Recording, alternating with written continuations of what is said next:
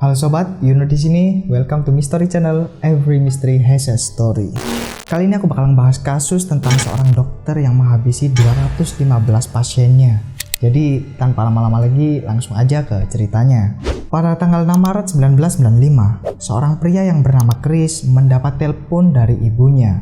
Karena dia biasanya emang teleponan sama ibunya, jadi Chris ini langsung ngangkat teleponnya dan langsung menyapa ibunya. Tapi Chris ini terkejut karena yang mengangkat teleponnya bukan ibunya, tapi dokter ibunya yang bernama Dr. Shipman.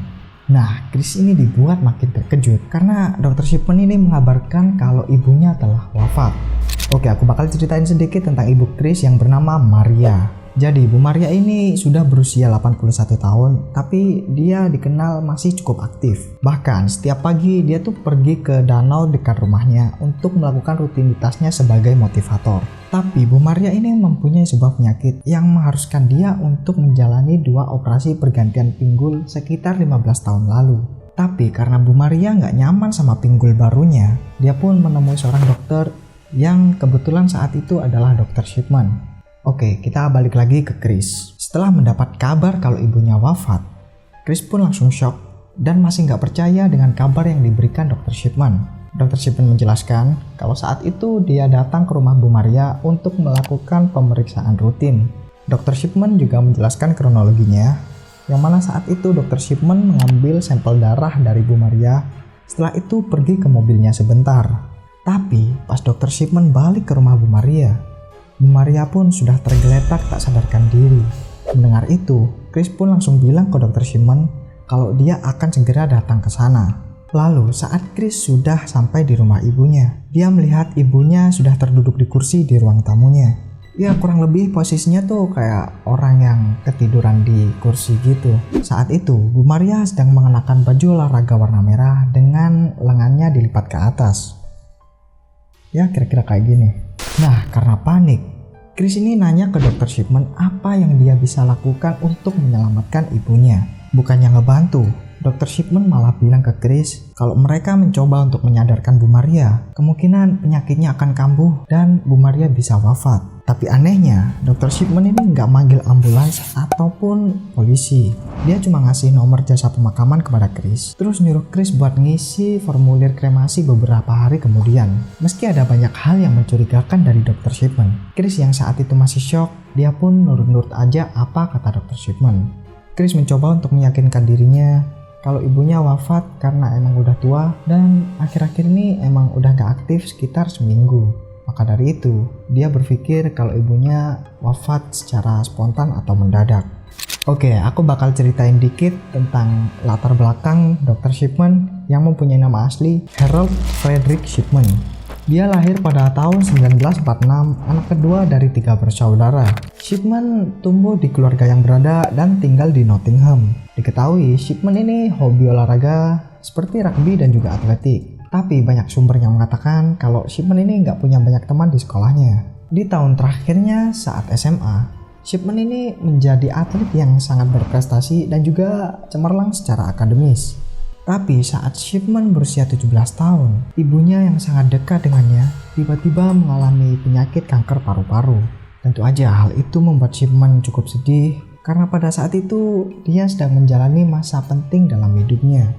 Tapi beberapa sumber mengatakan, meski ibu Shipman menderita banyak penyakit, Shipman sempat melihat ibunya sembuh setelah mengonsumsi morfin dengan dosis yang dianjurkan dokter.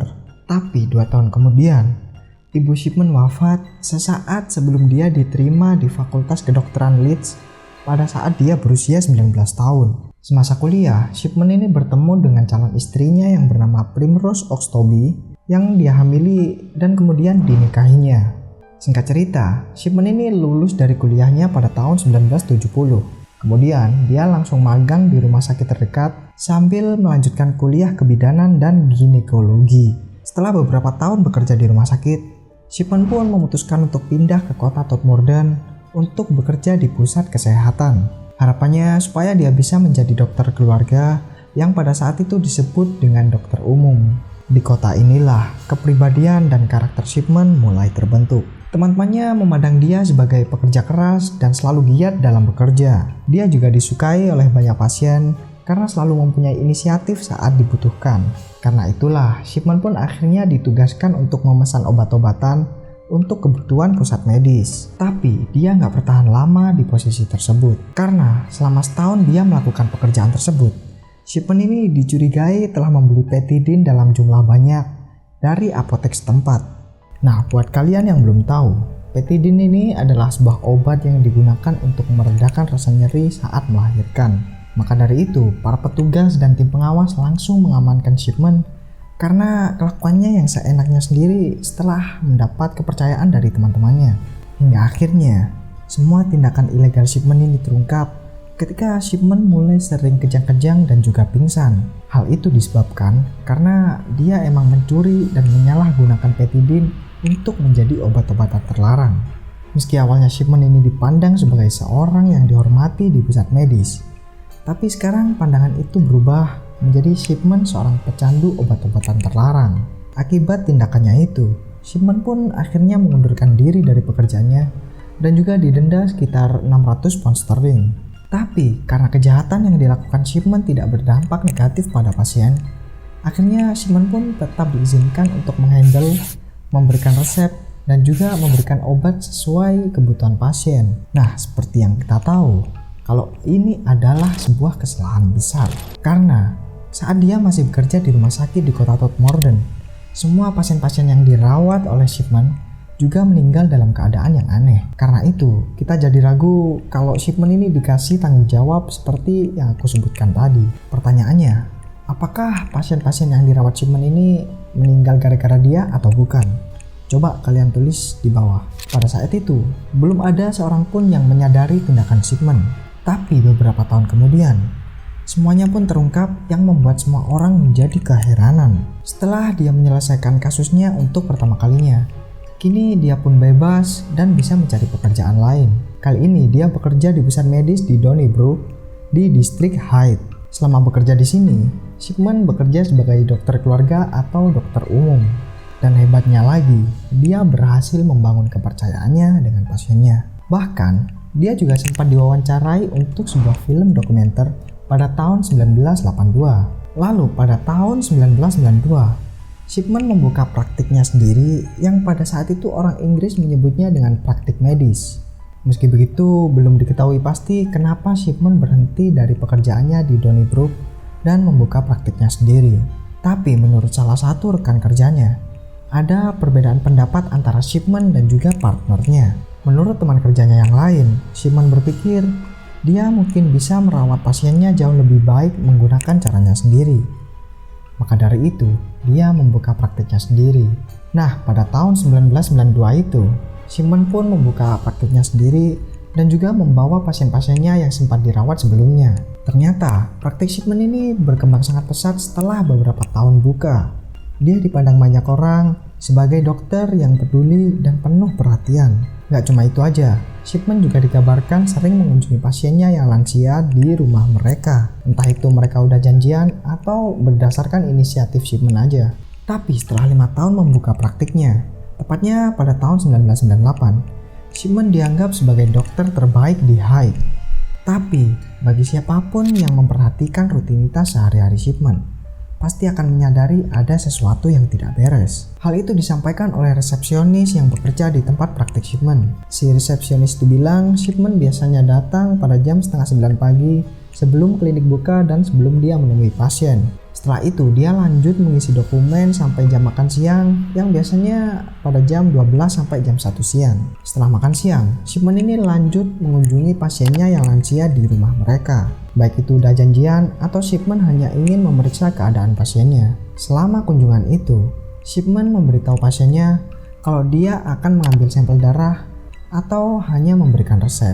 Misalnya pada kasus Bu Maria yang aku ceritain di awal video, Shipman mengaku kalau dia datang ke sana hanya untuk memeriksa kondisi dan pengen tahu kabarnya setelah dia memberikan petidin yang diresepkan untuknya. Tapi selama dia melakukan kunjungan pada pasien lansianya itu, dia sering melihat pasiennya tiba-tiba jatuh pingsan atau bahkan meninggal tanpa alasan yang jelas.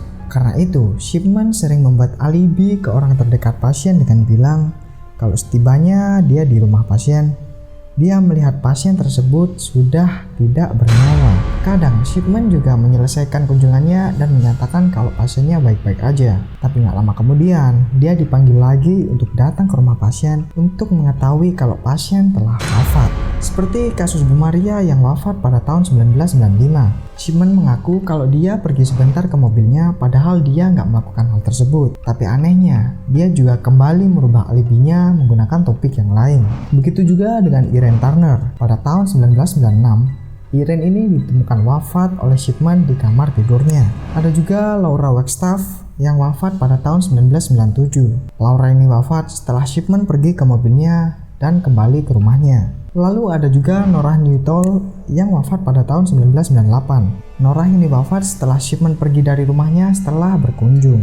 Dari kasus wafatnya beberapa pasien Shipman yang secara tiba-tiba, masyarakat pun jadi menjuluki Shipman menjadi Dr. Death. Seperti sebelum-sebelumnya, Shipman ini tidak pernah menelpon polisi ataupun ambulans. Soalnya dia udah tahu kalau dia udah nggak bisa melakukan apapun untuk menyelamatkan pasiennya.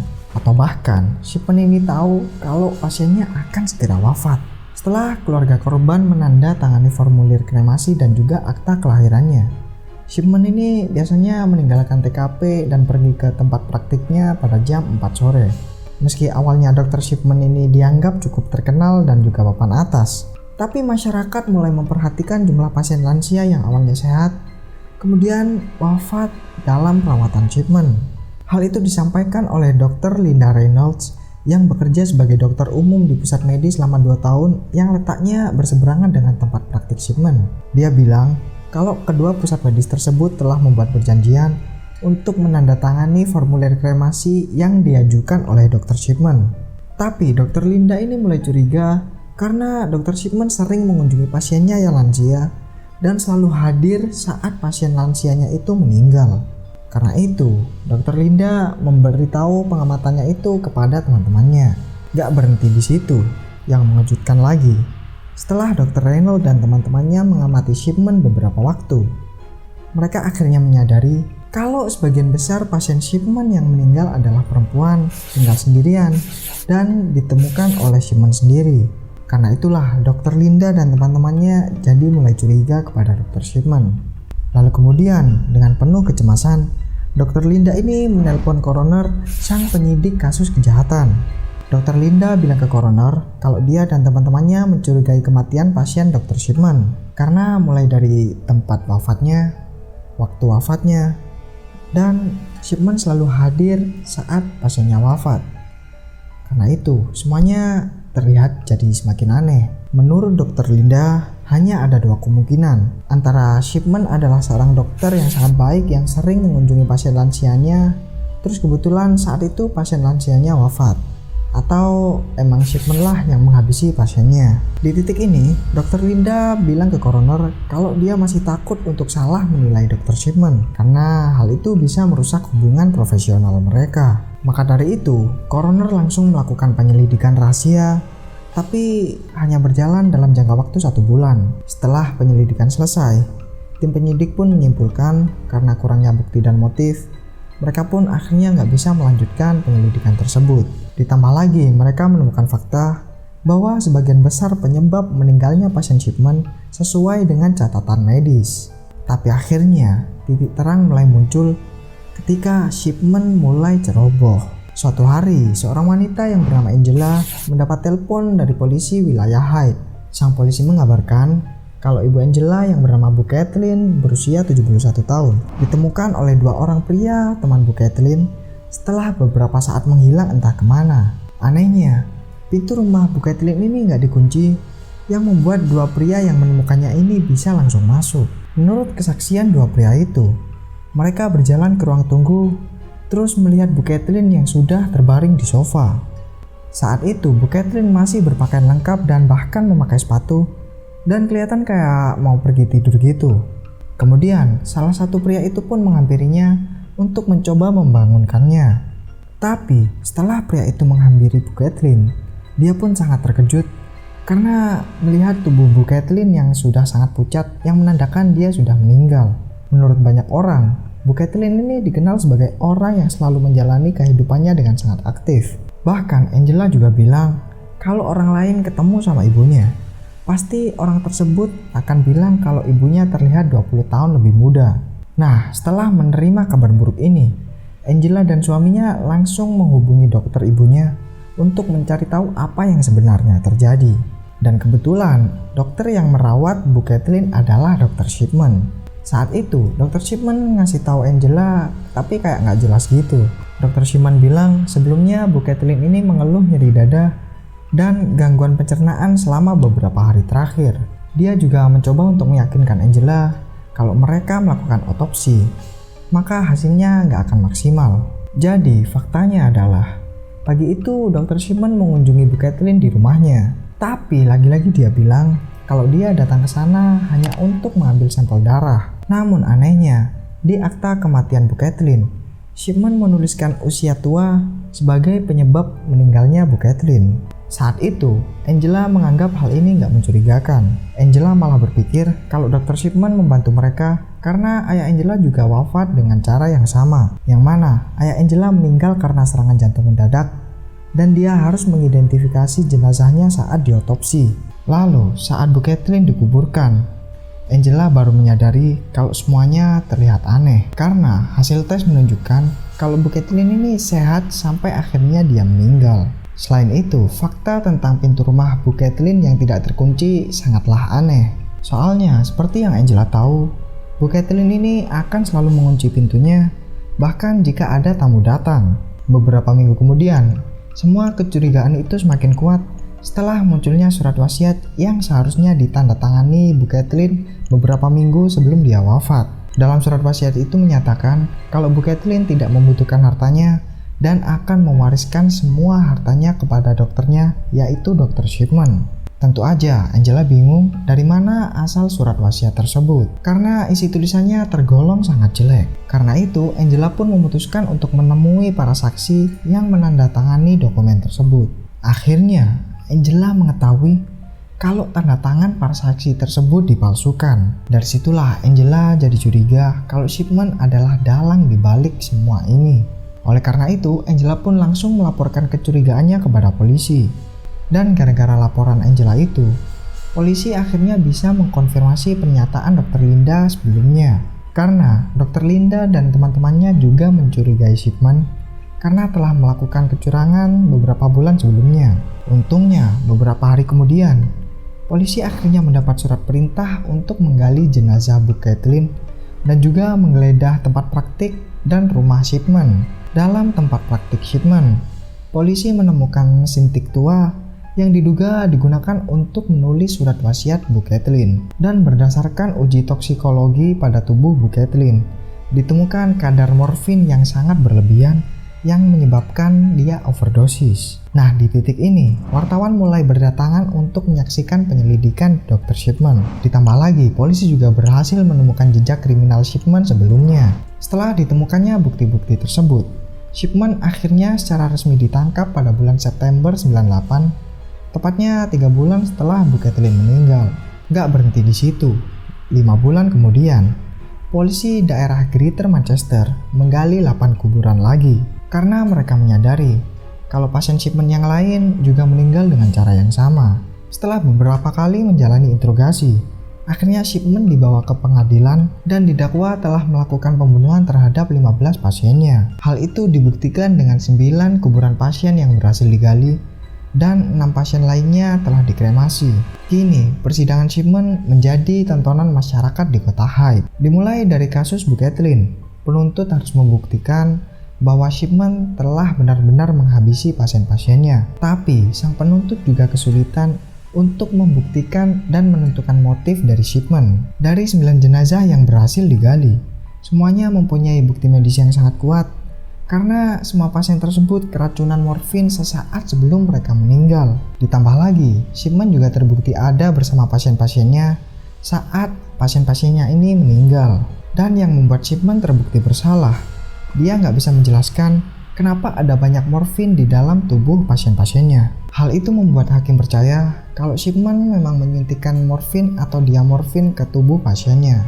Karena kalau diamorfin disuntikkan ke tubuh, diamorfin tersebut akan berubah menjadi morfin dalam jangka waktu sekitar 30 detik. Mereka juga berhasil menemukan bukti kalau Shipman terdaftar dan pernah membeli beberapa diamorfin saat dia masih aktif menjalankan praktiknya. Tapi sayangnya, mereka nggak bisa membuktikan secara medis bagi pasien yang telah dikremasi. Namun, karena meninggalnya korban satu dan korban lainnya berdekatan, sang hakim jadi yakin kalau Shipman terlibat dalam kasus ini. Dari situlah akhirnya muncul motif kasus Shipman. Yang pertama, kasus meninggalnya Bu Catherine yang tentu aja dilatar belakangi oleh keuntungan finansial karena adanya surat wasiat palsu. Meski sebenarnya Shipman terbukti nggak mengambil apapun baik uang atau harta lainnya. Selain itu, Shipman juga nggak terbukti bahwa motif tersebut terkait dengan hasrat sadis atau erotis. Karena Shipman tidak menyentuh tubuh korban setelah dia menyuntikkan diamorfin, sebab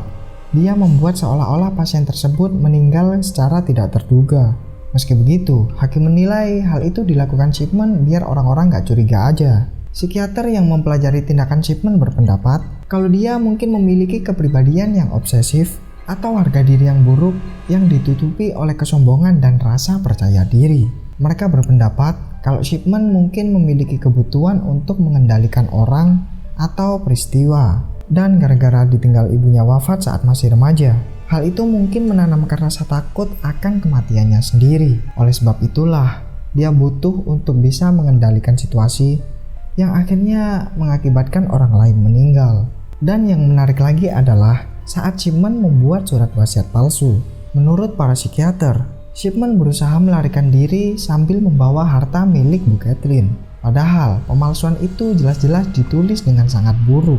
Singkat cerita, akhirnya Shipman tetap mengaku tidak bersalah atas kejahatannya, tapi dia tetap dijatuhi hukuman penjara seumur hidup karena dia telah menghabisi 15 nyawa, ditambah lagi dengan dakwaan pemalsuan surat wasiat.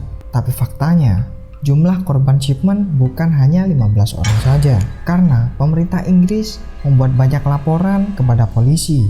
Namun, hal ini belum terbukti secara sah karena kurangnya bukti dan beberapa dokumen juga hilang seiring berjalannya waktu. Selama di Donnybrook di kota Hyde, Shipman telah menghabisi sebanyak 71 orang. Namun, setelah dia mendirikan praktiknya sendiri dari tahun 92 sampai 98, dia telah menghabisi banyak korban yang totalnya itu 143 orang.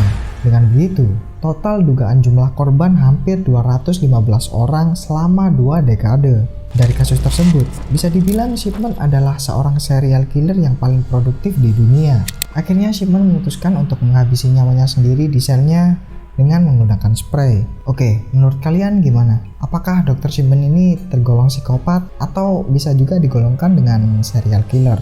Coba tulis pendapat kalian di bawah. Oke, itulah rangkaian kasus dari Dr. Shipman yang tega menghabisi 215 pasiennya. Kalau kalian punya kasus lain yang menarik untuk dibahas, silahkan DM sosial media kami atau tulis komen di bawah.